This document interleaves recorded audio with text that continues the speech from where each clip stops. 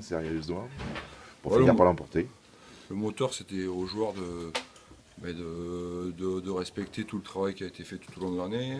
C'était pour les joueurs qui n'ont pas eu trop de temps de jeu individuellement de nous montrer que peut-être qu'ils méritaient de jouer plus. Ouais. Voilà, c'était des choses toutes simples.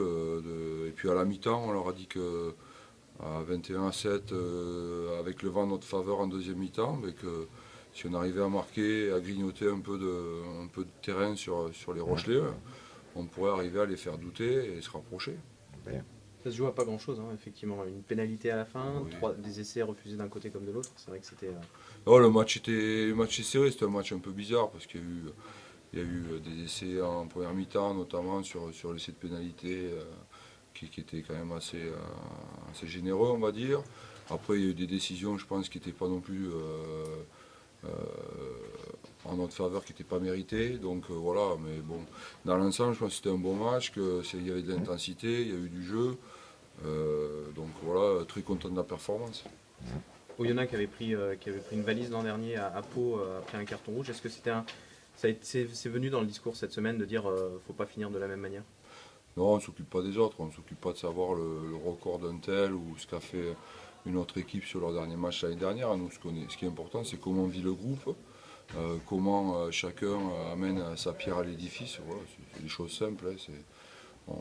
On a la chance de faire un beau métier et je crois que les joueurs aujourd'hui, voilà, ils se sont donné le droit d'être contents. Avec le meilleur total de points en Pro D2, égalité avec Montauban, ça peut compter dans l'histoire.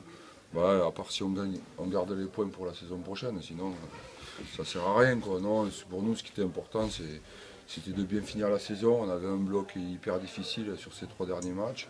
Après, quand même, pour La Rochelle, c'est délicat d'avoir eu à rejouer un match mercredi à l'extérieur, juste avant les playoffs. Je pense que voilà, c'est un peu dommage qu'ils ne soient pas à égalité pour pouvoir aborder les playoffs, parce que malgré tout, je pense que ça les aide pas, quoi.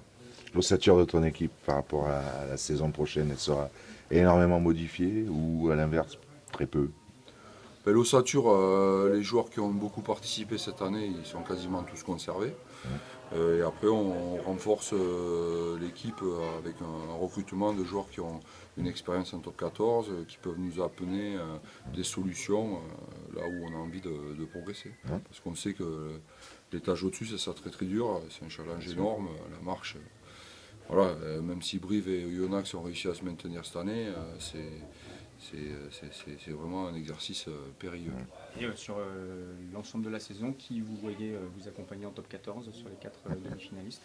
Ben, pour moi, j'ai un petit penchant pour La Rochelle. C'est l'équipe qui a pour moi le plus de densité physique, qui est capable vraiment sur 2 matchs d'être hyper performante. Après, bon, je sais qu'ils ont quelques blessés et notamment une préparation un peu délicate par rapport à ce match à rejouer.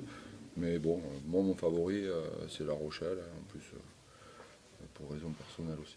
Ton regard